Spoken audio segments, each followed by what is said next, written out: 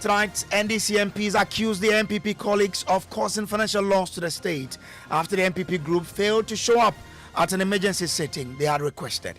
I am deeply worried and deeply concerned that the very people that requested for Parliament to be recalled failed to show up. Clearly, what we are seeing here is an abuse of the Constitution and the standing orders of Ghana's Parliament. The NPP minority caucus have indeed caused financial loss to the state. Plus, Alexander Fenyomakin accusing Speaker of Parliament Alban Bagbin of supervising NDC chaos and lawlessness in Parliament after the NDC MPs took the majority side of the House, even as some of his colleagues pushed to have the Speaker cited for contempt. What Mr. Speaker did today amount to supervising chaos and bringing the image of democracy to disrepute. Well, we will cite you for contempt. We will cite the Speaker for contempt. Watch the space. We have details of another chaotic disruption in Parliament as the Speaker once again suspends the House indefinitely on the very day MPs returned following a similar crisis just 2 weeks ago. The signatories who made the request have not shown up, and therefore matters that they wanted us to handle, which are admitted for the consideration of the business committee, are not on the order paper, and in fact there's no order paper for today.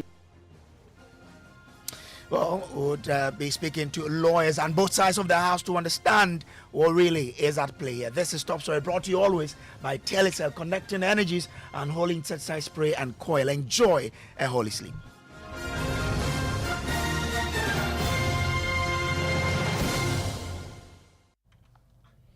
Well, tonight, another day of chaos in Parliament as the opposition NDC in the House say their colleagues on the MPP side have caused financial loss to the state following events today in Parliament that has led to an indefinite adjournment of the House.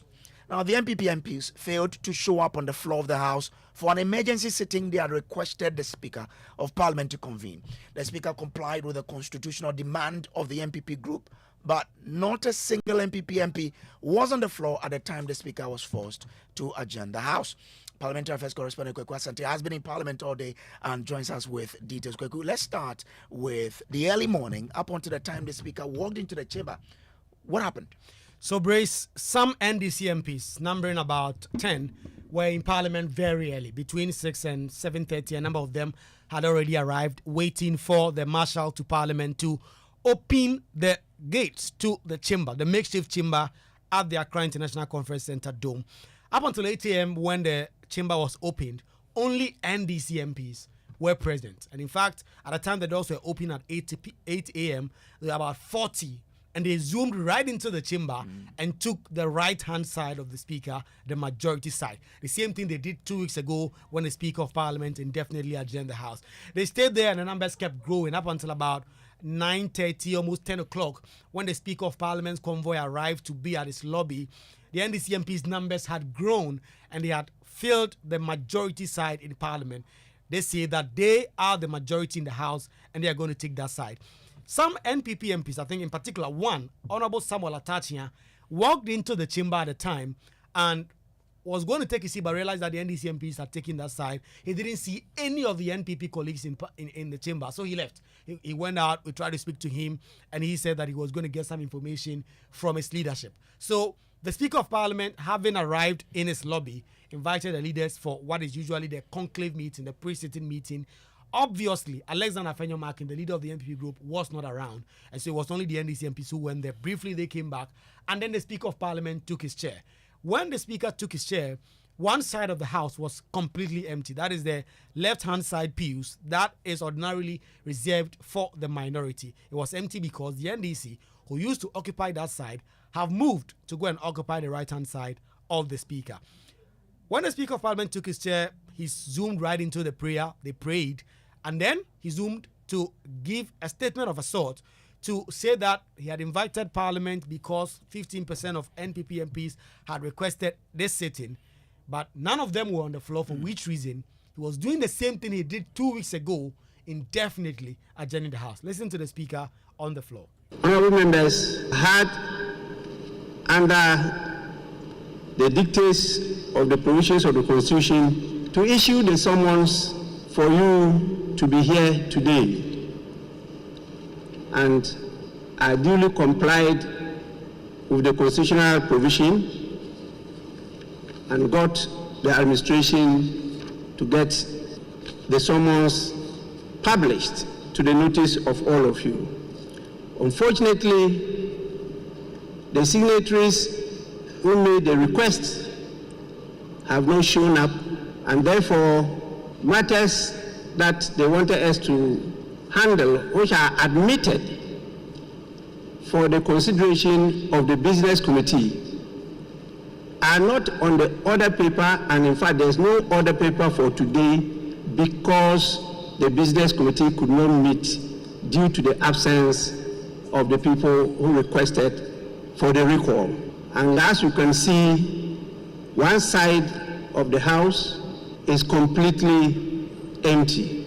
In view of this, we have, as usual, got a quorum to sit, but we have no business before us to transact, because the business committee, as you know, they prepare a report, and this report is adopted by the House as business agreed by the House to transact during the course of the week. In the absence of that, there is no other authority that can put business before you which you have not adopted to transact. In view of the failure of the business committee to sit, as a result of the refusal of those who requested for the recall to show up, we are compelled to once again adjourn the sitting of the House. Knowing the challenges we are facing, it is not advisable to be adjourning from day to day. And so I'll proceed once more to adjourn the meeting indefinitely. And the meeting, this extraordinary meeting, is accordingly adjourned. Well, so that was the conclusion the Speaker arrived at. Now, after this, the NDC group accused the MPP side of causing financial loss to the state. What was the basis that they based on to draw this conclusion of theirs? Well, right after the Speaker banged the gavel, Dr. Kese Latofosin and his other colleagues in leadership on the NDC side addressed the press right outside the entrance of the chamber. And they say that it's incongruous that the NPP MPs will request for an extraordinary sitting to do urgent government business and actually fail to turn up or actually get the business committee, which is chaired by Leslie Afenyo-Markin, to even sit and program the business for the day and subsequent days. According to Dr. Kese Latofosin, the MPP group have caused financial loss to the state and are not simply serious about government business. We are extremely disappointed in the MPP minority caucus for first triggering a recall of Parliament under Article 1123 and Order 53 of our standing orders and failed to show up. 2, we left our busy schedule, suspended our campaigns and reported to duty this morning, only to see that the MPP members of Parliament who actually recalled Parliament, we noticed that they failed to show up. I am deeply worried and deeply concerned that the very people that requested for Parliament to be recalled failed to show up. Clearly, what we are seeing here is an abuse of the Constitution and the standing orders of Ghana's Parliament. The NPP minority caucus have indeed caused financial loss to the state and to us, the NDC members of Parliament, and to the people of Ghana. We turn up in our numbers to do what we have to do, only to find out that the very group of people that called us to consider government business, they have no business. So the truth out there is that there is no urgent government business. There is no urgent government business, and the government has no business. They have given up, they've checked out, and they want the election to be done as soon as possible so that they can leave office.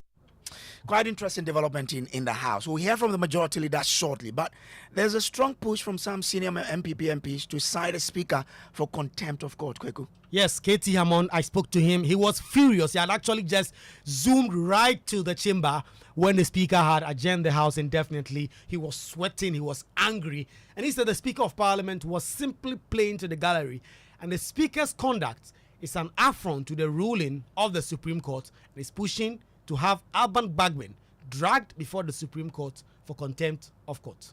The Speaker made a ruling. It was unconstitutional. It was unlawful. By any account, it was illegal. The Supreme Court, contrary to the assertion by he himself and some members of the minority who keep proclaiming from high roofs and high heaven that the Parliament is a master of its own rules and regulations, the Supreme Court is told Babi and Parliament that you are not. There is an institution which is the master of the rules of Parliament, and that this is what the law is. That you cannot make the decision, the proclamation that you made. I call it proclamation because you think it's a king, it's whatever, it's a lord unto himself. But you made a ruling. It is not right. Supreme Court is telling you it is not right. Go back to that house. Can I not complete? Can I not complete? I should complete. Go back there. Honorable, two things. Honorable. Yes, it will be the interest of Ghanaians for the Speaker.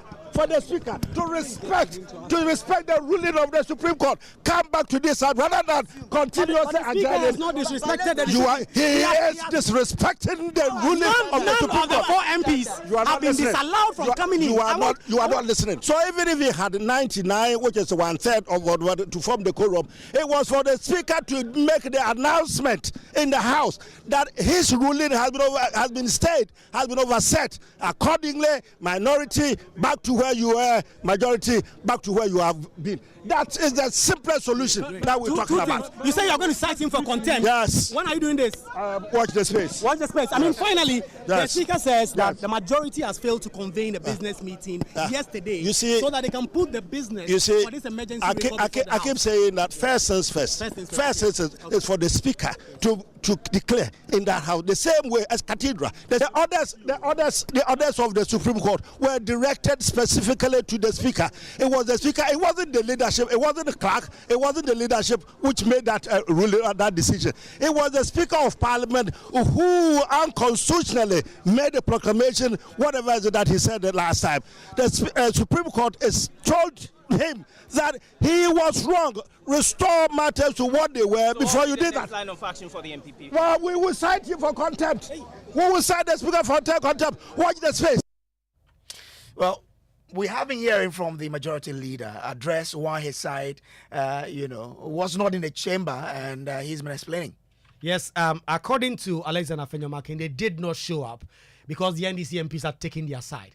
And he says the NDC MPs want chaos. And if they had come to the chamber and demanded their rightful seats, it would have been chaotic in the House. It would have been like the midnight of 7 January 2021 when Alban Bagbin was elected. And they are not ready to give in to Alban Bagbin and the NDC's want for a chaotic end to this 8th Parliament. But they've also served signals that the indication that they're going to talk to Alban Bagbin. If he doesn't budge, they're going to get him or force him again to recall Parliament, just like they did this time around. Several other prominent Ghanaians who, for some good reasons, I would not want to mention their names, who had engaged Speaker on this matter, had also reached out to us, the majority caucus, and assured us that Mr. Speaker's engagement with them resulted in he admitting that indeed there was no such ruling, which ruling would now proclaim the NDC as a so-called new majority. Now, from the horse's own mouth, granted that all these prominent people misrepresented to us, the majority, yesterday, Mr. Speaker himself, in his press conference in the afternoon, enumerated a number of things. Amongst them, he said he had not made a ruling. He told the whole of the country that he had not made a ruling. So, if he claims that what he did was a formal communication in response to a statement from the minority leader, then why is he supervising chaos in the House? What Mr. Speaker did today amount to supervising chaos and bringing the image of democracy to disrepute. The NDC minority members were all over claiming that we, the majority, did not attend a so-called business committee meeting that they called. Who are they? When did we constitute a new committee in Parliament? I chair the business committee of Parliament. And when the clerk to Parliament asked for the business committee meeting, I was very explicit that the subject matter of the recall, which was approved by Mr. Speaker, is a very matter for consideration. So there's no need to have another business committee.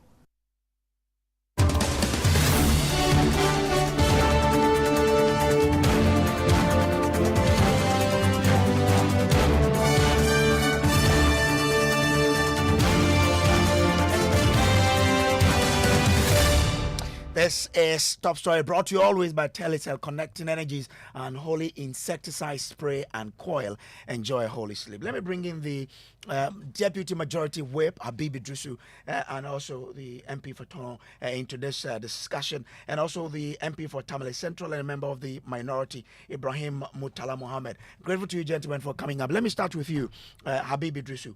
You called for this meeting. Why did you fail to show up to prosecute the agenda for which you made this meeting to be convened?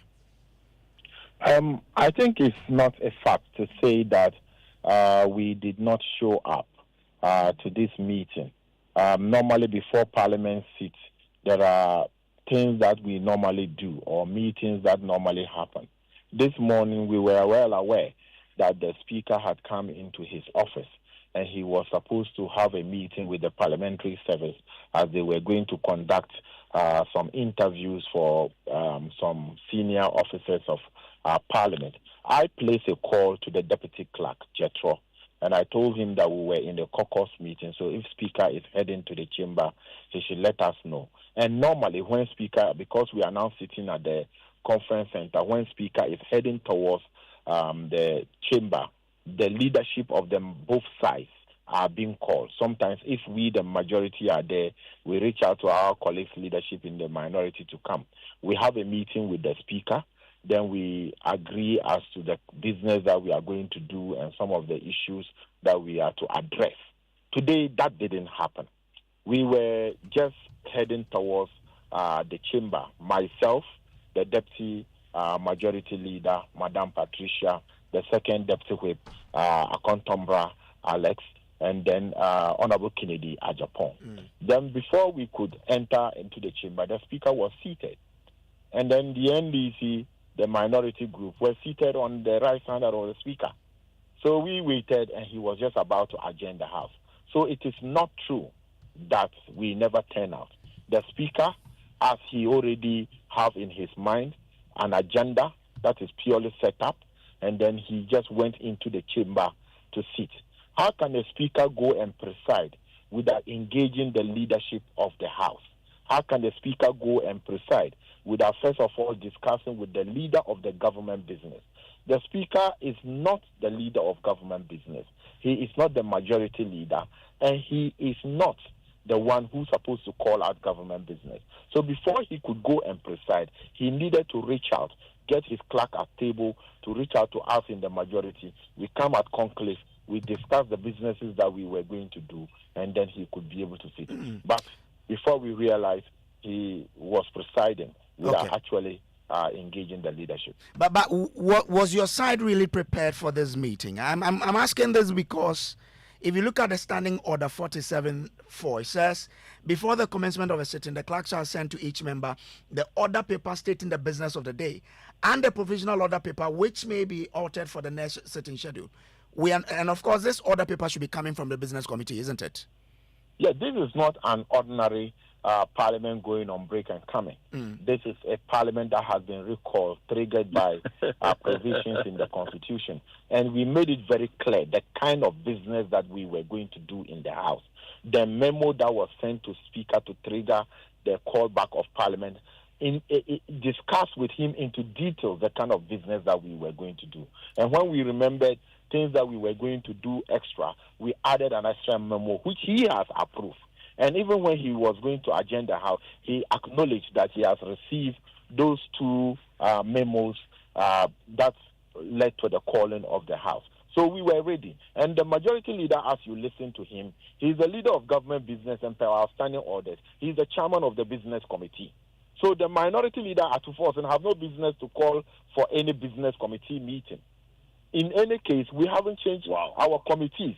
Neither did we say that this person is assuming the office of becoming the chairman of the business committee. And when the clerk of the business committee reached out to the majority leader, Honorable Afenyo Markins, he did indicate to him that we have sent a memo to the speaker. We told him the business that we are going to do. That same business is what is going to be put on the order paper. And that is it. But this is not a normal parliament coming back. It is a record triggered by the Constitution. But Habib, the business that you enumerated in that particular notice for recall was more than 16, right? I mean, yes. But all the 16 obviously cannot be dealt with in the day. That's why your order says, before the commencement of sitting, you shall provide that order paper stating the business of the day. So today, which of the items you enumerated was going to be dealt with, but you didn't provide that? When you argue that, you will be wrong in principle. Wrong in the sense that this is not a normal sitting. It's a parliament being recalled. We can just have 1 day sitting, and that is it. When there's a recall, we can just have 1 day sitting. All what we have mentioned, if we come into the chamber, we agree, we start business, and we finish, what is our business still sitting? We will adjourn. So the most important thing was to the effect that the speaker has been notified the business that we were going to do, was to the effect that the chairman of the business committee, who is the majority leader, had notified the clerk of the business committee that these are the businesses and put it in the order paper. So definitely it doesn't matter where we were going to sit for a day or two. And if you follow parliamentary proceedings very well, you see an order paper that had over 100 or 60 items listed in there. You do what you can do, what you cannot do, then they'll transfer it to the next day. But this sitting was going to be very short because we have already indicated the business that we were going to do. And if those businesses were able to be done today, we would have adjourned again. All right, let me stay with me. Let me bring in Ibrahim Murtala Mohammed. Ibrahim, I'm grateful to you for joining us here. Now, but thanks for having me. I mean, the Supreme Court has asked for the status quo to be maintained. So the NPP group in Parliament should be majority, the NDC group should be minority. If you continue to occupy that majority side, aren't you being in contempt of court? Well, first and foremost, Parliament is not an extension of the Supreme Court. And I will urge my brother Habib and Afenyo to go and read the writings of John Locke, Professor Montesquieu, to have an appreciation of what constitutes separation of powers, checks and balances. Parliament, Supreme Court has an exclusive right to interpret law. The purpose for which Afenyo Markins went to court was not to interpret laws. It was to give directive as to how Parliament conducts its business. The Supreme Court doesn't have the capacity to direct Parliament as to how Parliament conducts its business. That's the first point. And two, I would pardon my brother Habib because this is his first time in Parliament. But for Honorable Afenyo Markins, and Habib reiterated same, on the matter of why they did not participate in the business committee meeting, for me, it's either they are pretending or they are simply ignorant as to the reason why the business committee sits. Afenyo Markins says that the reason why they refuse to participate in the business committee is because the people of this country are well aware the purpose for which this recall is made. And Habib retreated same. Let me be very clear. Why the business statement is the business committee ought to have sat is to build consensus. It's for both houses, that is the minority and the majority, to agree on the agenda for the business or the program. There are instances where government comes with its own business. And when they want to have the business committee meeting, they make amendments. And some instances, certain things are completely expunged. So that is one. But Murtala, I think we get you. But again, who calls that meeting? Is it a majority leader or the minority leader? No. But let me just, if you allow me to learn, because I listened to him, you allowed him to make some of his points, I would urge you to just allow me flow so that you can get what the brief I want to arrive at. It is not the majority that calls for business committee to meet. The responsibility of business committee is a joint responsibility, including the speaker. The majority or minority alone cannot come and sit in the chamber.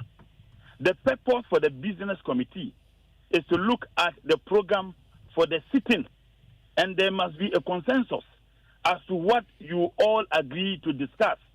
Even though business is a business of government, but you need to have the business committee to sit so that you agree that these are the issues you are going to take. That's one. Two, even the arrangement of the agenda or the programs, it must be done in order of preference. Habib said that there are business committee other papers that had about 100 and 150. Yeah. It should give us evidence of one other paper that has up to 100 items on it. One. That is utterly not true. The other reason is that members of parliament must be communicated to as to what they are coming to parliament to do. And that communication is done through the other paper. Members of parliament must be communicated to. So if you know the reason why we are supposed to sit, members of parliament ought to be officially communicated to, and that communication is done through the other paper. Another very important reason why they have to sit, there have been a lot of instances where government itself will come and amend the business for which parliament is recalled. Today, when we went into the chamber, the speaker in the first place, the MPP triggered Article 1123 of the 1992 Constitution and Standing Order 53. You triggered it. You failed to participate in the business committee. Okay. Then we go to the chamber. Okay. Article 102 of the 1992 Constitution is very clear. You need a quorum to start parliamentary sittings, but a quorum to take business is completely different from the quorum to have, parliamentary programs or sitting started. Okay. Today, Honorable Habib is saying, and he's telling everybody, that they were about entering the chamber when the speaker made his ruling. That is utterly not true. When the speaker adjourned, I was in the chamber for about 40 to 50 minutes. On my way back to Job 600, when I saw Honorable Habib and Co. now leaving Job 600 and asked him whether he denied, I had the discussions with him there. Okay. So All for right. him to come and say that they were about entering the chamber and then the speaker had adjourned, that is utterly not true. Okay, all right. Habib, let me just take a minute from you. Now, they are accusing you of causing financial loss to the state. How do you respond to that? Because everybody would go like, you called for this, but you were not there to really prosecute the business for which you called this meeting. I think that is completely out of space. And then for my senior brother, Honorable Mutala, he's my senior brother, so sometimes when I'm talking to him, I'm a bit candid. I had entered the chamber before I returned to my office, and after going for our press conference when I met him on the way. And he should understand the fact that I understand, even though he sits behind me in parliament, and when I involve myself in certain discussions, he might not appreciate it. If there is somebody who has done anything wrong today, it is the minority group and the speaker. They are in contempt of the constitution. The same, and you see, when Honorable Mutala said myself and my majority leader should go and look at the separation of powers, the simple question is that you're talking about parliament, separation of power. Where is parliament deriving its authority from? Is it not the same constitution that is giving parliament that authority? Is it not the same constitution that is giving parliament the exclusivity that you are trying to say? And why is it that the same constitution where the Supreme Court have been given original jurisdiction in interpreting things, then parliament wants to say that Supreme Court cannot do it well? Okay. And mind you, today the speaker who presided over today's sitting is in contempt of the constitution, because if you read the constitution very well in Article 2, in Article 2, 3 and 4, it is stated clearly in the Constitution that any person or group of persons to whom an order or direction is addressed under Clause 2 of this Constitution by the Supreme Court shall duly obey and carry out the terms of the order of or direction. Okay. And it says in 4 that failure to obey or carry out the terms of order or direction made or given under clause 2 of this article constitutes a high crime and under the Constitution, and shall, in the case of the President and the Vice President, constitute a ground for removal from office. Okay. Under this Constitution. Okay. Habib, let me bring in Martin Pebu, who is a private legal practitioner. Mr. Pebu, I'm grateful to you for joining us. Is the Speaker in contempt of the Supreme Court? Hi. Is the Speaker in contempt of the Supreme Court? Hello? Hello, Mr. Pebu, can you hear me? Yes. I'm asking, is the Speaker in contempt of the Supreme Court? I don't see it at all. You see, the irony, I don't see. The irony is, you see Habib, who is making a lot of noise today. You know, there's a case pending against Habib in the Supreme Court that he stole whilst he was in Australia, so he's not fit to be a member of Parliament. Over a year now, that case has not been heard. So this crisis we had always been coming to the Supreme Court because cases affecting even Habib's eligibility of being an MP has been stalled in the Supreme Court over a year. I think 2 years now. So, I don't know sometimes when you call it. Okay. So we are not making this about lawyer. We are not making this about Habib. We want what the law says. Habib read what the Constitution says, and we wanted to get the education, whether or not, in fact, by the actions of the Speaker, he is in contempt of the Supreme Court. I think that we've had some very good education. I'm grateful to you, gentlemen, for joining us here on Top Story, brought to you by Telecel and Holy Insecticide Spray and Coil. Coming up next is Newsnight.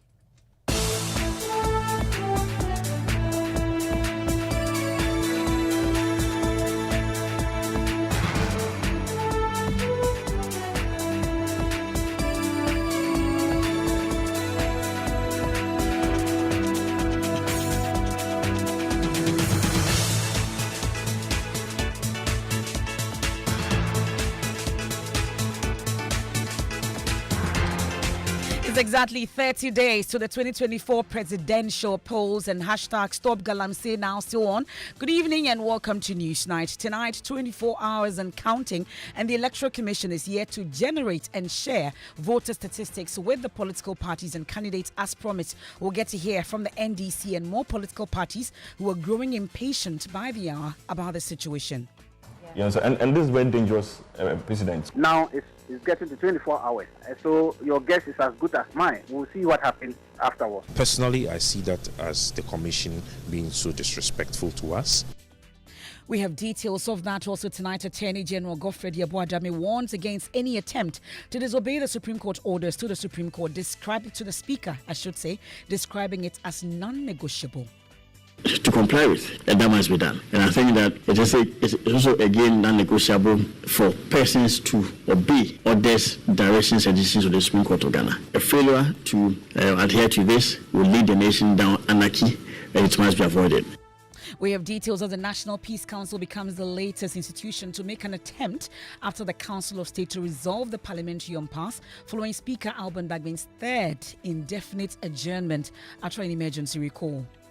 As a result of the refusal of those who requested for the recall to show up, we are compelled to once again adjourn the sitting of the House. We have details of that, and it's been several weeks since that gruesome attack by armed gunmen on my colleagues led by Erastus Asare-Donko during the illegal mining investigation. Tonight we have the latest as the Attorney General also expresses willingness to take up the matter. It's also not inappropriate for the journalist in question to petition my office. And I do that. I get such petitions all the time. I'll be happy to meet Erastus over this issue. For the necessary evidence to be scrutinized or examined together, and of course, I make the necessary. We have details of that, and we hit the campaign trail tonight. And NDC flag bearer John Mahama is urging the judiciary to pursue reforms that promote consistency and fairness. When it comes to MPs, the Speaker declares their seats vacant for 1.5 months until we go to election. That one, it is unheard of. I mean, what kind of justice system is this? And then Dr. Baumia is promising to create Airport City in Kumasi to industrialize the Ashanti regional capital. And in business, commercial banks describe Bank of Ghana's decision to improve dollar supply through multiple auctions as prudent. And in sports, Jordan Ayew to captain Black Stars against Angola and Niger as Otto Addo leaves South Thomas Partey from the Ghana squad for the final AFCON qualifiers. Can't wait for details of that. And later, US President Joe Biden promises a smooth transfer of power after his party's massive defeat in Tuesday's election. We have details of his very first speech after the election. You can't love your country only when you win. You see each other not as adversaries, but as fellow Americans. Bring down the temperature. On January 20th, we'll have a peaceful transfer of power here in America. Setbacks are unavoidable. Giving up is unforgivable. Remember, a defeat does not mean we are defeated. A defeat does not mean we are defeated. That and more here on Newsnight, here on Joy 99.7 FM in Accra and Kumasi. We are on Love 99.5 FM, affiliate across Ghana's 16 regions. We are live on X Spaces. We're on Facebook and myjoyonline.com. The Newsnight will take a quick break. We're right back. I am Emefa Apawu. Please stay with me. There's a business in every woman, from the young lady brimming with exciting and novel business ideas to the market queen managing her empire. There's the she architect, quantity surveyor, realtor, business consultant, crafting dreams into reality, and the multitasking mom, seamlessly blending work at home. The entrepreneur, meticulously checking stock, to the corporate woman, sealing deals on the move. Indeed, there's a business in every woman. Introducing Telecel Women in Business, our initiative to empower women-led and women-owned enterprises. Benefit from tailored activities, networking, business and technical support, free webinars, trainings, and more. To join this initiative, be a female-led business and a Telecel business customer. Visit telecel.com.gh/business to register now. Telecel, connecting energies. Couldn't sleep at night. Mosquitoes will be whining my ears, bugging me all night long. Till I got a remedy. Now I'll be spraying them away with holy insecticide spray. Me I go spray them away with holy insecticide spray. When I sleep, me dana mada with holy insecticide spray. Holy mosquito coil, holy multi-purpose insecticide spray. Ghana Kron Kron. For bulk purchase, call 0302 681582. This advert is FDA approved. I am Wahinere Gifty Auntie. You see, it always feels good when you receive that salary alert. I made a bold decision to invest a lump sum into the Old Mutual Retirement Salary Plan. And this means that I will get these alerts every month throughout retirement for the rest of my life. You too can retire on your own terms. Invest a lump sum in the Old Mutual Retirement Salary Plan today and receive a monthly income for the perfect retirement. Call Old Mutual on 050-453-4333 or visit www.oldmutual.com.gh to sign up today. Obrapa Ahotongwa. Old Mutual, do great things every day.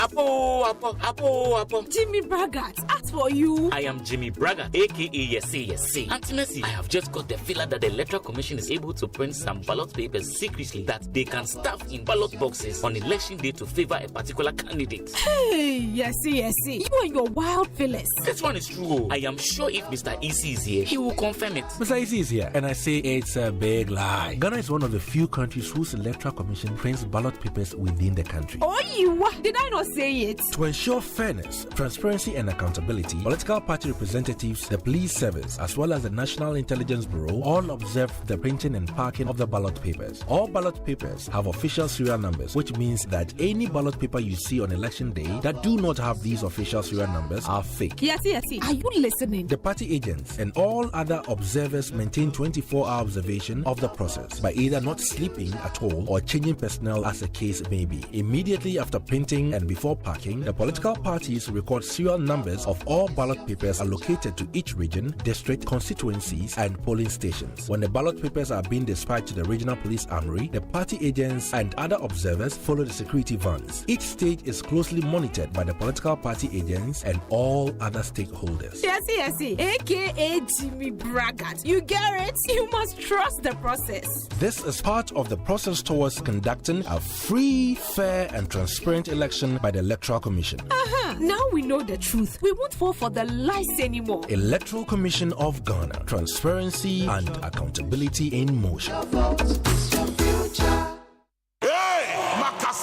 Get ready. Every objection against you is hereby dismissed. For Impact 2024 with the Archbishop Nicholas Duncan Williams, Reverend Dr. Eastwood Anaba, Apostle Joshua Selman, Apostle Isi Igeneba, Bishop Dr. Bernard Ojiri Asari, and Reverend Dr. David Entry, November 24th to December 1st, 9 a.m. and 5 p.m. daily at Action Chapel International Prayer Cathedral, Dominion Arena. For inquiries or bars information, call 059-230-0069. Thanks for staying with us here on Newsnight. Let's dig in now and start off from the election headquarters.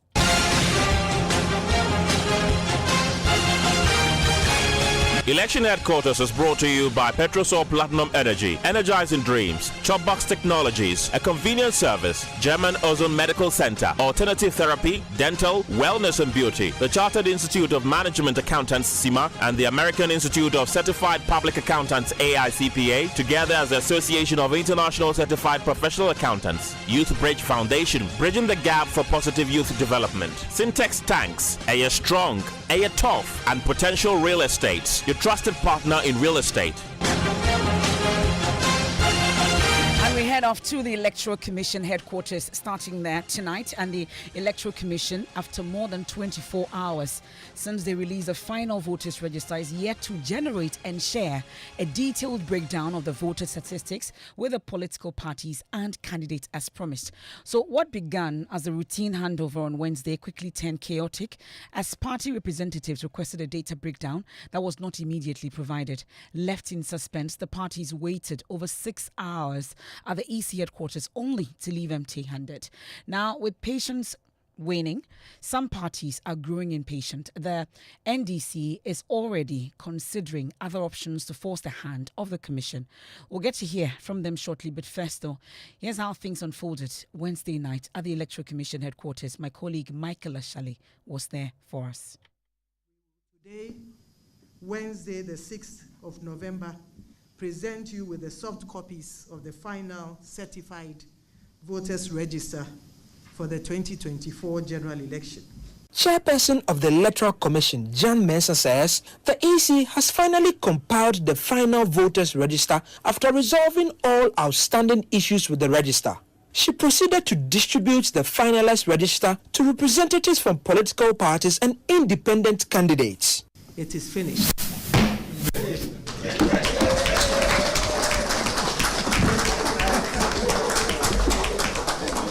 I present you with the copy of the final certified voters register for the 2024 election. What started out as a regular presentation of the final voters register to the various political parties and the candidates that will be standing in the December 7 polls soon turned chaotic. The NDC's Deputy Director of Elections and IT, Dr. Rashid Tanko, described the register as incomplete. I feel you are holding on to some of the information. Because now you want us to go and then look at this based on what you are talking about. Why not add that one to that certified, to make it certified? Because it appeared it's incomplete. Although initially reluctant to accept it, Dr. Tanko later collected a copy of the register, requesting the EC to provide a summary statistics of the register. We are not going to take it out unless they give us those statistics, of which is part and parcel of the process. He also rejected the EC's use of the word certified register, insisting the law has been breached. The procedure of certifying the register, she mentioned Regulation 27. I thought she was going to read Regulation 27, 1, 2, 3, up to the 4th. There are 4 listed under Regulation 27. It clearly stated how a register is to be certified. And one of it is that there is going to be formed adjudication committee, of which political parties are going to be part of it. Have you had any adjudication committee? and you are certifying a register. The EC, in response, asked for some time to produce the summary statistics. After a 6-hour wait, the Commission returned with an apology. IT consultant to the Electoral Commission, Dr. Yao Ofori Ejei, explained that the process took longer than they expected. I apologize sincerely for the delay in getting you the statistics as was promised. Commissioner Jean Mensah says the request is not grounded in law and the EC cannot be forced to grant it. If you choose to return it, that's your prerogative. You can do so. And this is a request you are making. It is not binding in law. I mean, we are not obliged to give it to you. But I think as a commission that believes in transparency, that accommodates and is responsive to the needs of its stakeholders, we don't have a problem generating the detailed summary for you, but we are not obliged. This drew the anger of some political parties. The NDC returned the hard disk drive containing the voters' register, insisting they will only accept it alongside the requested summary statistics. If they don't bring the ballot statistics or the voter statistics and the summaries, we are not going to take the register. We've returned it. We are officially telling we have returned the drive back to them until we get the summaries. What is she talking about? Nana Gyao Sapon, representing Alan Tramantin, says the EC's posture leaves much to be desired. Personally, I see that as the Commission being so disrespectful to us. I see that as the Commission not taking us serious, they are just taking us for granted. Basically, that is what it is. You understand? Meanwhile, the NPP, represented by Evans Nimaku, said they were satisfied with the process and will give the EC additional time to provide the summary statistics. On the part of new participants, we keep our time, and we hope that the one now given, or by tomorrow, we'll have the copy so that our IT people can then look at it. The Electoral Commission is racing against time now to produce the summary statistics that they promised to hand over to the various political parties and the candidates that will stand in the December polls. After 6 hours, they have asked for more time. Only time will tell when exactly they will be able to produce this. For Joy News, Michael Ashale. And my colleague Michael Ashali there at the Electoral Commission headquarters joins me in studio because in the last couple of hours, the EC, in a statement, stressed that the request is not grounded in law and is therefore not mandated to submit the voter statistics. However, the Commission say they are still committed to making it available to the various parties immediately they are done with the analysis. And Michael is with me in the studios. For the record, though, what time did you leave the EC last night? This should be somewhere 11:45 and 12 a.m. And you went there at 4 p.m. yesterday? I actually left here at 3 p.m. Okay. Well, that's fine. Hazards of the job. But let's get a sense of when the voter statistics will be available. Did we get that in a statement? Well, Emefa, this is a statement signed by the Deputy Chairman of the Electoral Commission, Samuel Tete. This is a 5-paragraph statement and doesn't in any way talk specifically about a timeline or even the hours that they gave us. At the time that we were leaving, the final statement that came from the Director of IT or the consultant IT was that it should take them around an hour and a half to finish the analysis before they can begin to generate it. We haven't heard anything about that even here. Okay. Well, we know that the NDC raised another issue about the certification of this particular register. Did the EC respond to that in that statement? Well, Emefa, I'll take you to the last paragraph. It says that the Commission assures all stakeholders that the certified voters register is robust and credible. We urge the public to support the Commission to deliver free, fair, transparent, credible elections in December 2024.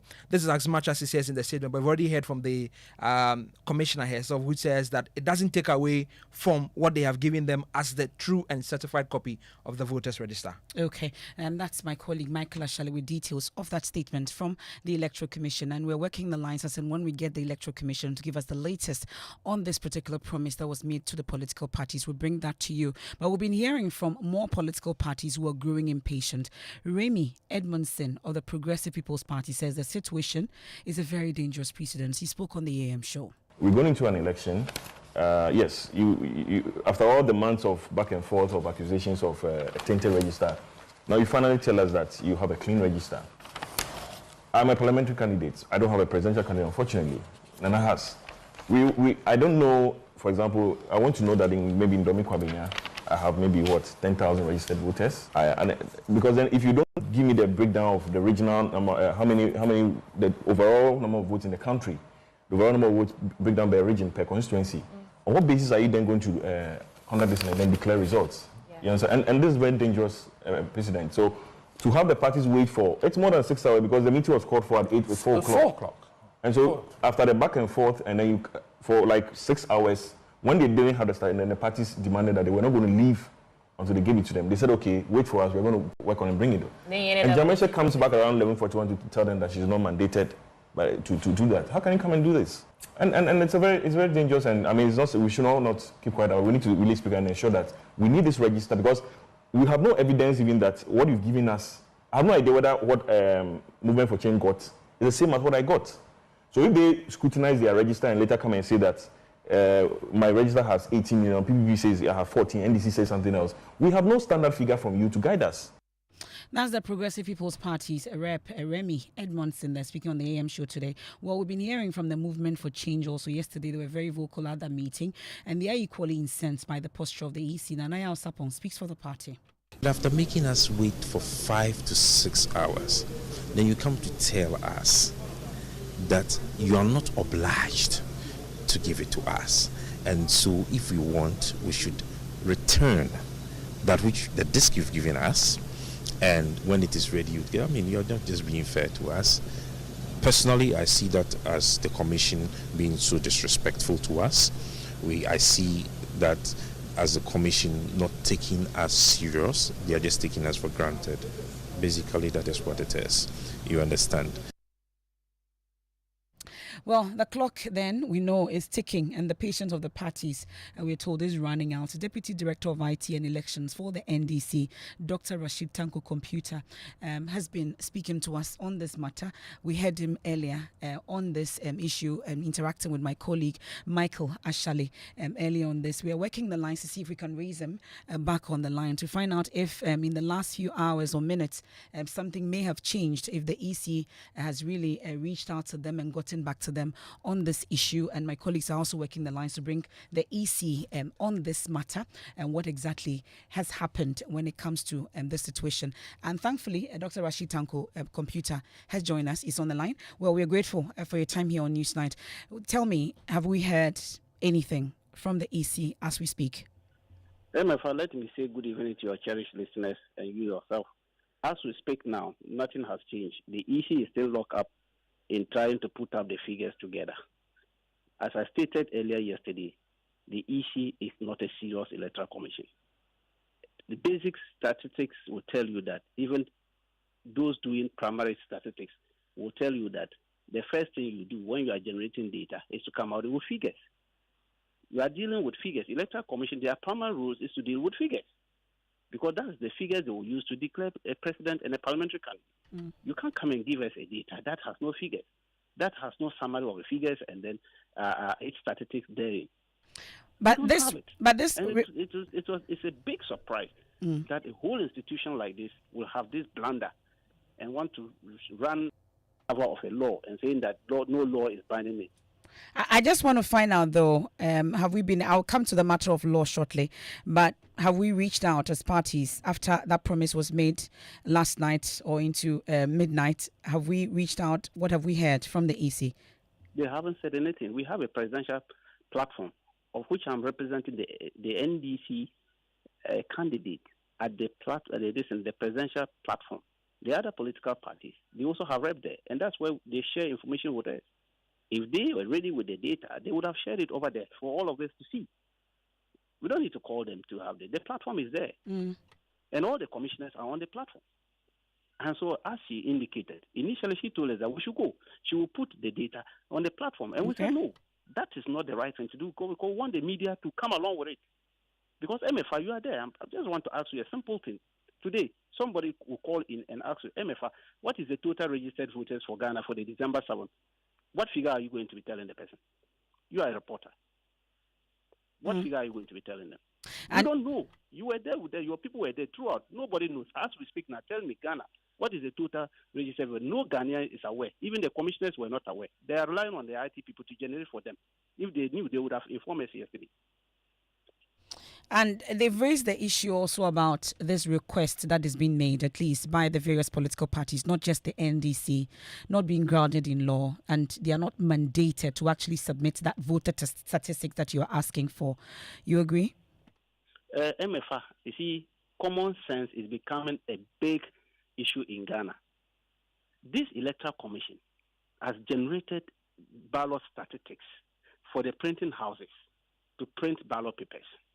Go and check the law that talks about ballot papers printing. It has nothing to do with ballot statistics. The law says print ballot papers for the conduct of elections. Do you understand? But you cannot print ballot papers without generating statistics. But the law didn't mention statistics there. Now, if the law says give people register, satisfy register, do you want the law to say you must generate statistics for them? That's why I say common sense is becoming a big commodity in Ghana. Well, but since you left and you have the initial hard drive, the certified register that was given, what did you find in there? It did not give you the total registered voters in there. Returned it. Okay. We didn't send it. We returned it back to them. You know, shortly after she said, she apologized and was saying that they cannot get it. We should go. They are now trying to put it together. We said we cannot also go with what you have given to us. We know that was a trap they were trying to set on us. That's why we gave it back to them. Okay, Dr. Rashid Tanko Computer, we are monitoring that. Thank you so much for joining us. That's the Deputy Director of IT and Elections for the NDC. And let's attempt to get some response from the Electoral Commission. And thankfully, my colleagues have been able to raise Dr. Bosman Osare as Director of Corporate Services at the Electoral Commission, Deputy Commissioner. We are grateful for your time here on Newsnight. Are you able to answer directly the question about how many total registered voters we have as we speak, 30 days to the election? Eva, good evening to you and good evening to your listeners. Eva, I can now hear you. Go ahead, please. Okay, so I was asking if you're able to provide, we are just exactly 30 days to the 2024 general elections. Do we know the total number of registered voters going to be participating in this election? At the Electoral Commission, we know the total number of registered figures. We know the total number of registered figures. What transpired yesterday was that we gave the registered. Before we go into what transpired, since we know, how many are there? I want to put it in a context. Okay. As I said, we know the total number of registered voters nationally. We know the total number on the multiples per each region. We have all these numbers.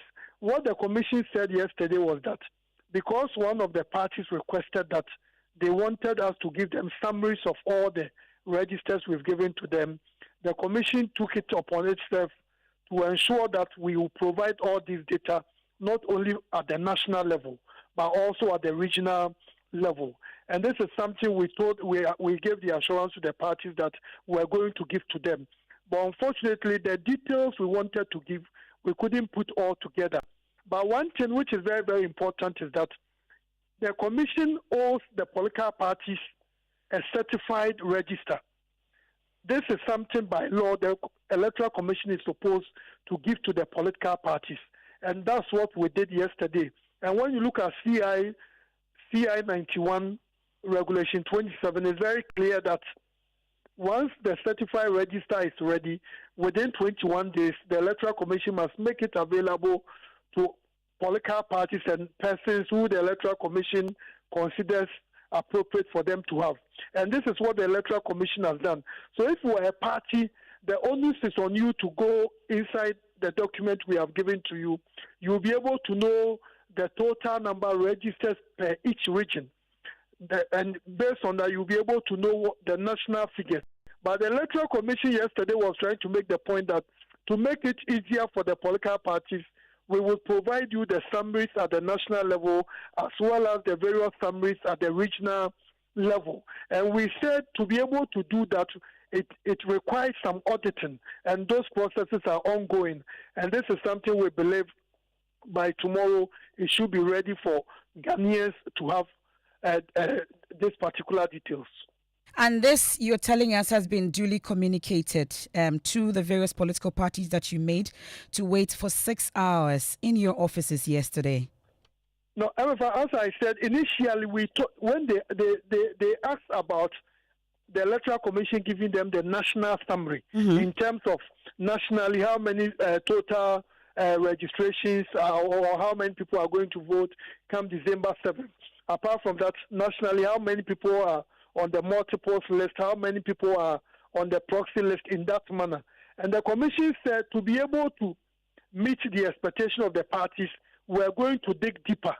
And we noticed that to be able to get all that information for the political parties, it will require some additional level of work, including some auditing. Nevertheless, the document we have given to the parties contains everything. So if we're a political party, we have given you the external drive, which contains the total number of registered voters for each region, for each constituency, as well as the total number of persons on the multiples list, the total number of persons on the exceptions list, the total number of Ghanaians on the proxy list. All this information we gave to the parties yesterday. So what we were trying to do yesterday was to make it easier for the parties. Again, we have given everything to the political parties. Well, so the responsibility that you're placing on the various political parties is to come up with how many total registered voters we have who will be participating in this particular election. Are we saying that as we speak, the EC on its own does not have these summaries, such that you are now conducting that auditing to get that total, you're saying? However, I said, that it's a system. We have a database which contains all this information. And from that database, we have copied all the information and we have given the information to the political parties. So in terms of the national summary, we told the parties yesterday, we have that information. But the Electoral Commission made it clear in this particular meeting that we're going to dig deeper. And to dig deeper will require that. So, for example, if you mention that nationally we've registered 18,770,000 in that manner, you want to know how many people are registered in Greater Accra, in Ashanti, in Eastern, in Central, in that manner. And we told them last night that according to the information coming from our technical team, to be able to get all those summaries in terms of the exceptions, the multiples, the transfers, the absentee list, those whose biometrics have been corrupted in that manner, it will require some extra time. Nevertheless, the document we have given to the parties contains everything they need, including the total number of registered voters nationally, total number of registered voters per each region, per each polling station, per each constituency. So the onus is on the political parties. And Emefa, we shouldn't forget that in 2020, we gave the register to the political parties. We didn't give them any summaries. In 2023, during the district level elections, we gave the register to the political parties. We didn't give them any summaries. Normally, when we talk about summaries at the regional, at the national level, it's something we give to the people of Ghana. So for the political parties, the document we have given to them, the drive we have given to them, contains all the necessary information in terms of the total number of registered voters and all the other indicators. Well, you may be speaking directly to the various political parties, but as we speak also, the ordinary person would want to know, when are we going to know, when are we going to know how many total registered voters we have on our own? The Commission is working around the clock. As I said, we want to add the regional data in terms of total number of voters in each region and all the other indicators, exceptions, multiples, and others. So we believe that latest by Monday, this information should be made public. We'll make it available to the media, to the good people of Ghana, for everyone to have access to it. But all this, as we speak now, we've given them to the political parties. Well, Doc, we are grateful. That's Dr. Bosman Asare, is Deputy EC Chair in charge of corporate services there, joining us on the line, giving us some information on what will happen going forward. We'll stay a while longer in the election headquarters. No, we can't do that. It's time for business with George Riafe. There's a lot happening on that front. Plus, we'll get to hear from U.S. President Joe Biden after that defeat by his party in Tuesday's election. He's been speaking about how they're going to hand over power. We'll get to hear from him.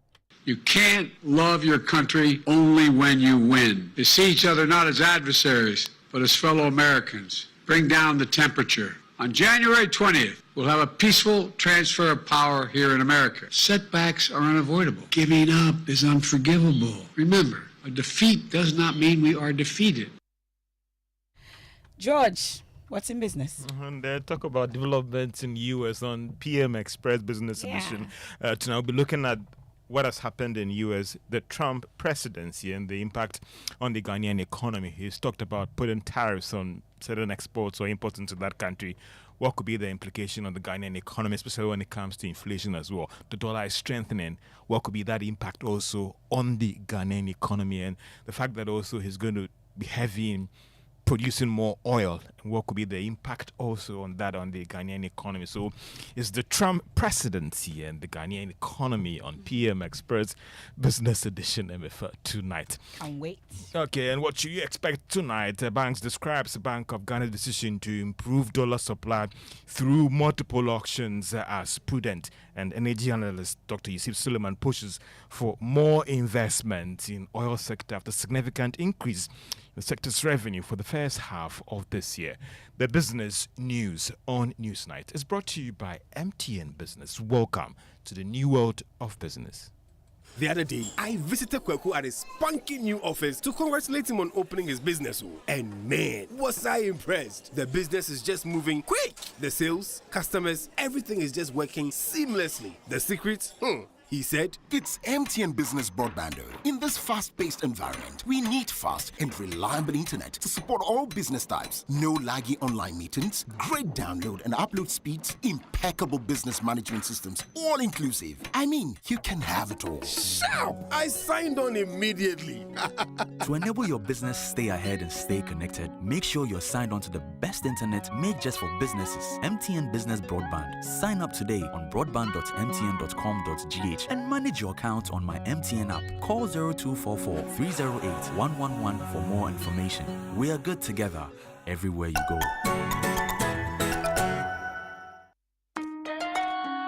Son, we are so proud of you for setting up this hospital. I really love those hospital beds and waiting chairs. By the way, did you import them? No, Dad, I didn't. I actually got them from Kindle Books and Stationery right here in Ghana. Wow. We also bought our office supplies, safes, executive desks and chairs from Kingdom, and they gave us expert advice on how to set up our office. Guys, that makes 3 of us. I also got our sofa and bedroom sets, plus our dining hall furniture for our new home from Kingdom. Wow, Mom, that makes 4 of us. I usually get my stationery items from Kingdom, and my teacher also mentioned that our classroom furniture was provided by Kingdom. So there you have it. Whenever you're thinking about setting up an office or acquiring furniture for your home, etc., Kingdom Books and Stationery should be your first point of call. With over 40 years experience in the industry, we stock and supply a wide variety of globally sourced office and home furniture, stationery and equipment. Visit our head office, Osu Akwaje, or our office near the Osu Stadium. We're also in Tema Community 1, opposite Olam SHS, Kumasi KNUST campus, UCC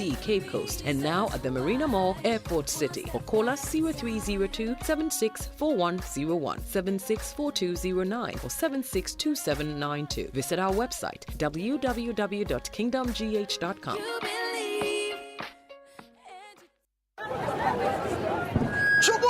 Yeah. We have a new leader in town. OBRNT. Amanfo. Madam was Sibebre. When him say my baby, maybe mamu more charcoal for whiter teeth. More charcoal. Not only that, maybe mamu lemon. More lemon. Zinc for fresher breath. More zinc. And fluoride for stronger teeth.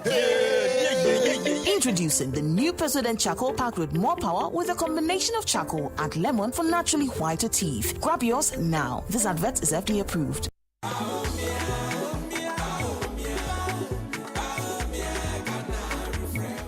From the classroom to the lab, from the village to the city, the NPP's commitment to education is building a brighter Ghana. Free SHS isn't just about free tuition, it's an investment in Ghana's future. We have topped it up with free TVET and STEM education, skilled graduates, innovative thinkers, and a thriving economy. That's the promise of free SHS. 3 of my cousins have benefited from free SHS since 2017. One has graduated and is in nursing training. The other 2 are also in the university. I'll vote number 1. I'll vote for Baumia on December 7th. We are building a better tomorrow through education. Vote NPP. Vote number 1. Vote Baumia. Baumia means business. Esro.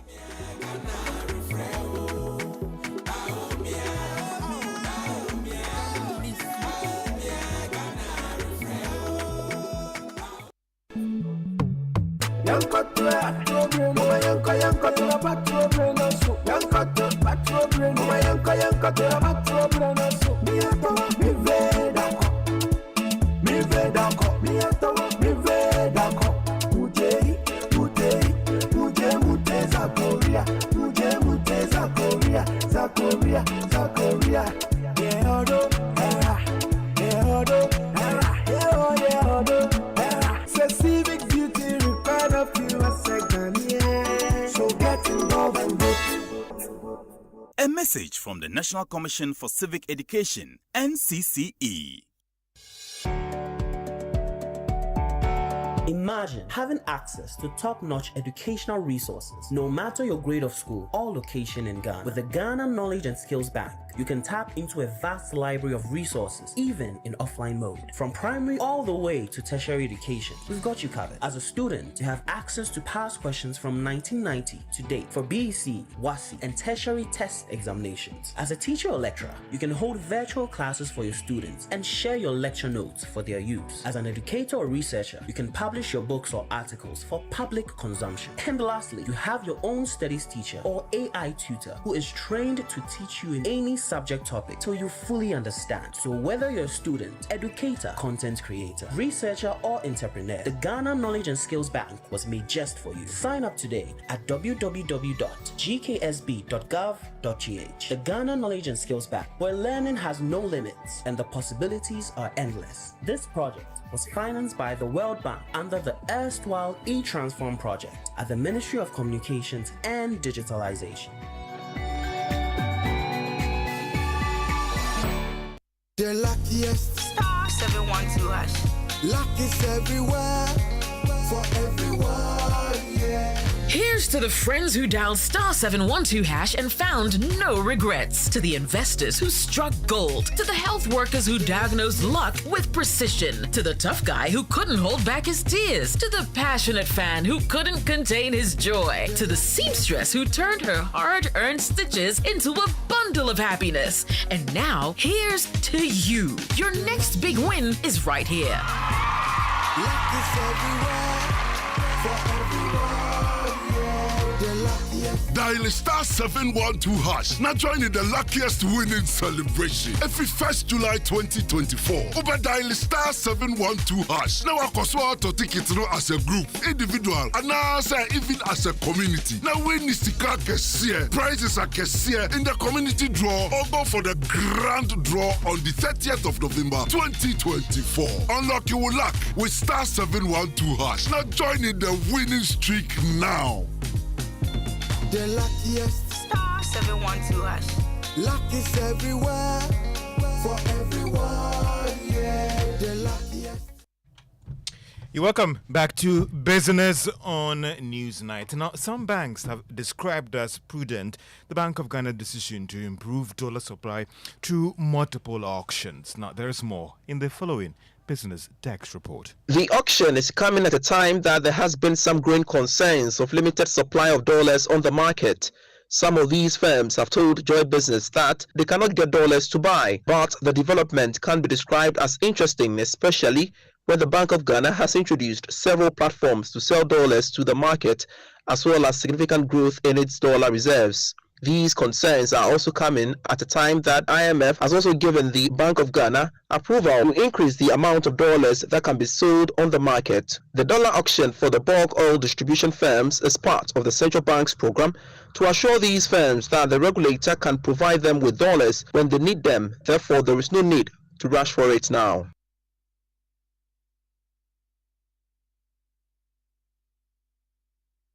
Joy Business has spoken to the move, if it's sustained, may go a long way to deal with the current pressure on the Ghana cedi.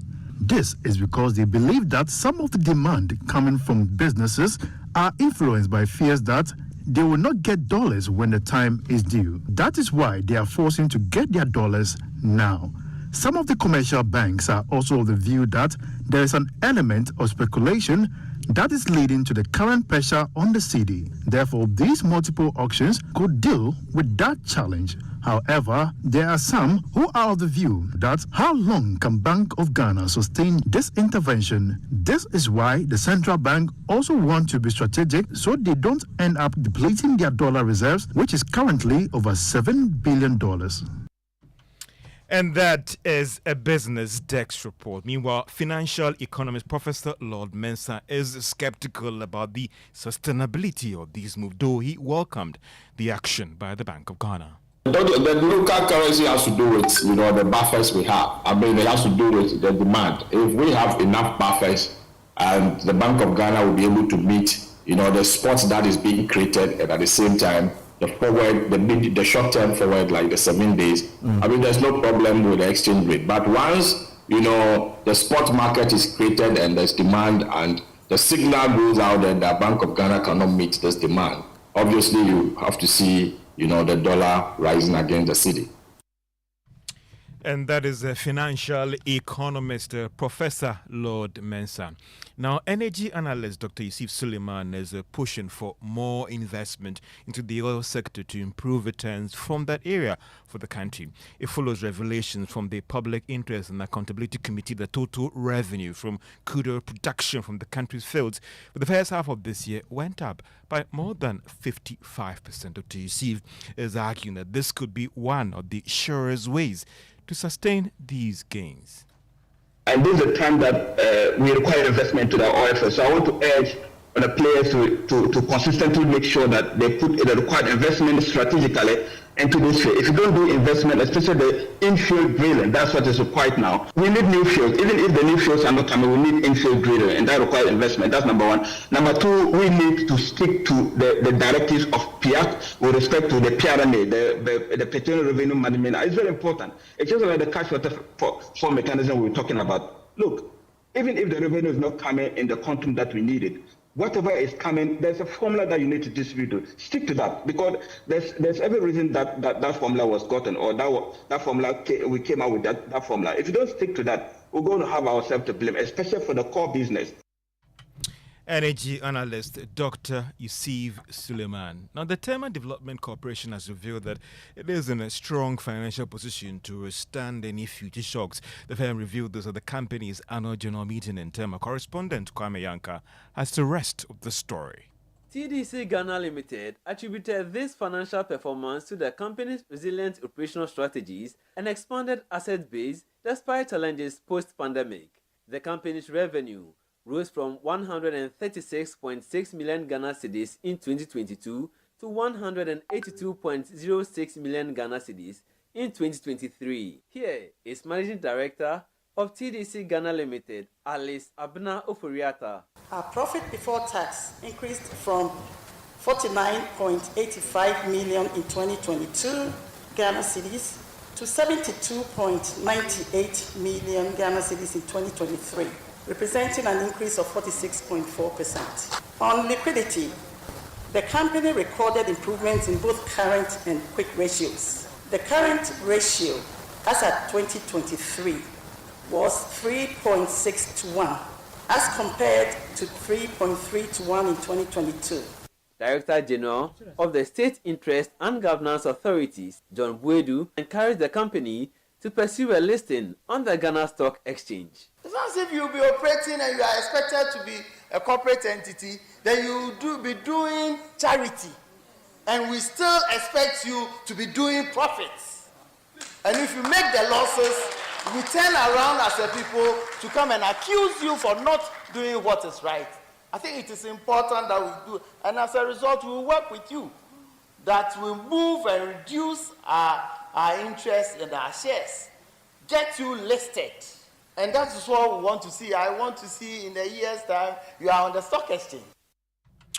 Director General of the State Interest and Governance Authority, John Bwedu, ending that report by Kwame Yanka. Now, MTN's mobile money revenue for the third quarter of this year reached 3.1 billion Ghana cedis, representing 50% jump over what it had for the same period last year. The growth in revenue was underpinned by an 18% jump in active users, partly due to improvement in acquisition of channels, introduction of new self-activation accounts for the mobile firm. And Emefa tonight, and let me tell you, those who join us on PM, that is the personalities, will be having, that is Dr. Patrick Sumin, he is an economist, and also Simon Majid, he is the Executive Secretary of the American Chamber of Commerce, Ghana, and also Courage Buti, he is Manager Macroeconomic Research at JCB Bank PLC. So we'll be looking at the economic angle, the trade angle, the business angle, and also the bit about the forex angle and investment as well. On PM Express, as we look at the Trump presidency and impact on the Ghanaian economy. At 9 p.m., you can't miss on it on all our social media platforms and the Joy News channel. And you know, it's been weeks after our colleague Erastus Osari-Donko and 3 others were attacked. Very sad one. Yeah, during their investigation into the impact of illegal mining in our forest reserves. Well, tonight we'll be hearing from the Attorney General and Minister for Justice, Godfrey Yeboah-Dame. He stated that Erastus should not hesitate, together with our colleagues, to formally petition the Office of the Attorney General to authorize the CID of the Ghana Police Service to undertake a comprehensive investigation into that particular attack. We can hear from Godfrey Yeboah-Dame there interacting with Kojo Yankson, Super Morning Show host. Not inappropriate for the journalist in question to petition my office. And I do that. I get such petitions all the time. I'll be happy to meet Erastus over this issue for the necessary evidence to be scrutinized or examined together, and of course I made the necessary conclusions. Being the Attorney General who is able to take action based on what you see on TV, why must Erastus be the one to petition you? Because you are alluding to some evidence, some tape, some production by Joy FM, which I have not seen, with all respect. So the question is, why must it be Erastus petitioning you? Why don't you take the phone? But I said to you, ask him to bring you the evidence he has. So I say I should call Erastus right now? Why not? I don't even have Erastus' number, with all respect. If you give Erastus' number today or so, who are the Attorney General? That can certainly not stop you. You see, I think there must be a modicum of fairness to me. In the middle of an interview, you inquire about certain matters that a colleague of yours has raised in a production. Years ago, by the way. I'm not even aware whether it was years ago. I thought it was even this year. You are saying it was years ago. I've not seen such evidence. And now you are saying, why haven't I called the person so far? I mean, clearly that's a little bit unreasonable.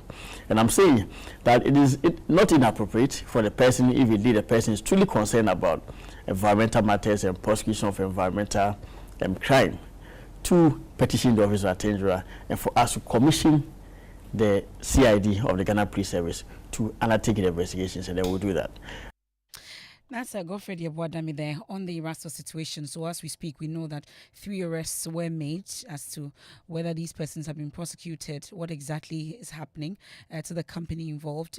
The gunmen, we're told, were working for a company. What exactly has happened? We're yet to hear more on this matter, and we see what the Attorney General, Godfrey Yeboah-Dame, will also do, since he's promising that once Erastus and the team petitions him, he will take up the matter. Well, he's also been describing as non-negotiable the Supreme Court orders to the Speaker of Parliament to reverse his declaration of 4 seats in Parliament as vacant, while reacting to the happenings in Parliament following the Supreme Court's order. The AG is warning that defiance of the court's directive could plunge the nation into chaos.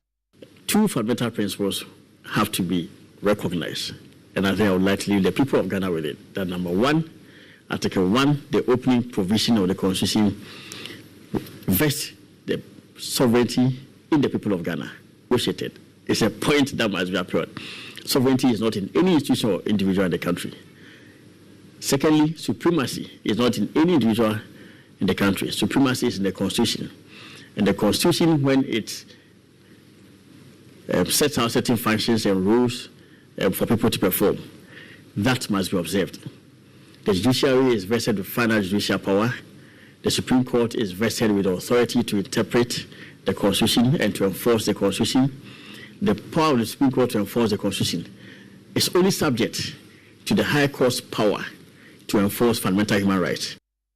And the National Peace Council has become the latest to make an attempt to resolve the impasse in Parliament following Speaker Alban Bagbin's third indefinite adjournment after an emergency recall. Well, the Speaker attributed the adjournment to the fact that there was no business before Parliament because the Business Committee had failed to meet and present an agenda to the House.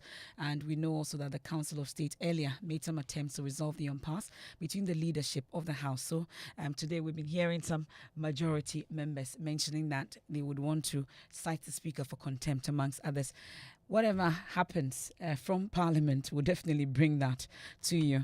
But for now, it's time for sports, all about the Black Stars and who is going to be captaining amongst others. Danny, tell us more.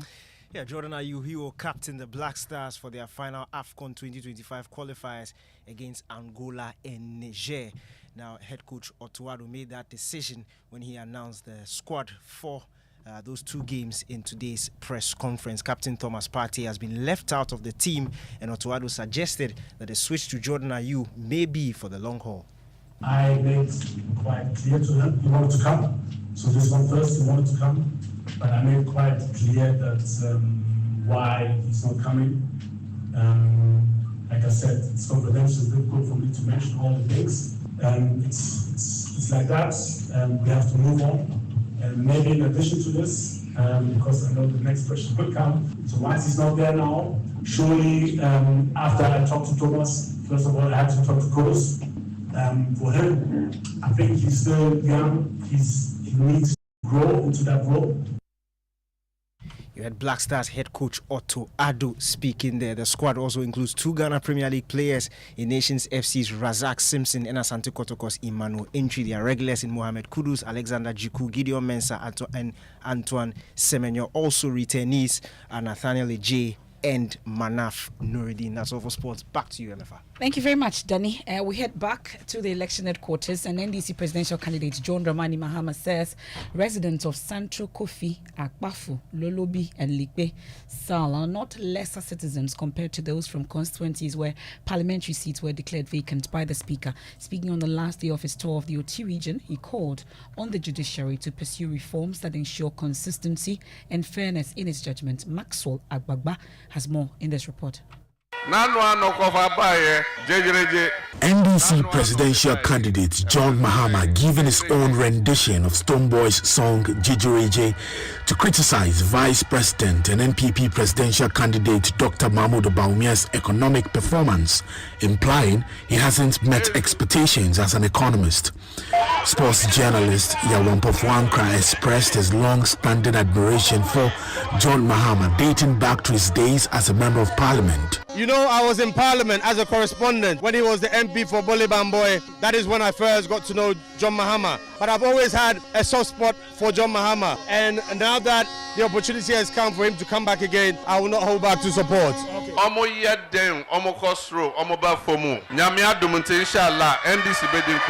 While touring the OT region, John Mahama promised to decentralize recruitment into state security agencies aimed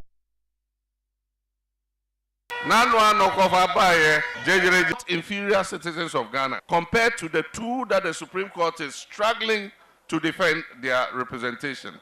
But we believe that one of the important things that we need for our democracy to survive is for our judiciary to carry out the reforms that make it consistent, that make it fair, and that make it able to dispense justice without fear or favor. That's Maxwell Agbagba's report from the OT regional campaign tour of John Dramani Mahama. Well, in the Ashanti region, that 15-day campaign tour of the presidential candidate for the New Patriotic Party, Dr. Mahmoud Bawumia, is still on, and he's promised to create an airport city in Kumasi as part of his efforts to industrialize the Ashanti regional capital. Nana Boachi Dankwa Yadom has more. Speaking at a rally in the Mensah North constituency, the NPP flag bearer unveiled his ambitious plan to transform Kumasi into a major economic hub with focus on creating an airport city as part of the Kumasi International Airport project. The proposed airport city will be a major industrial and commercial center in the Ashanti region.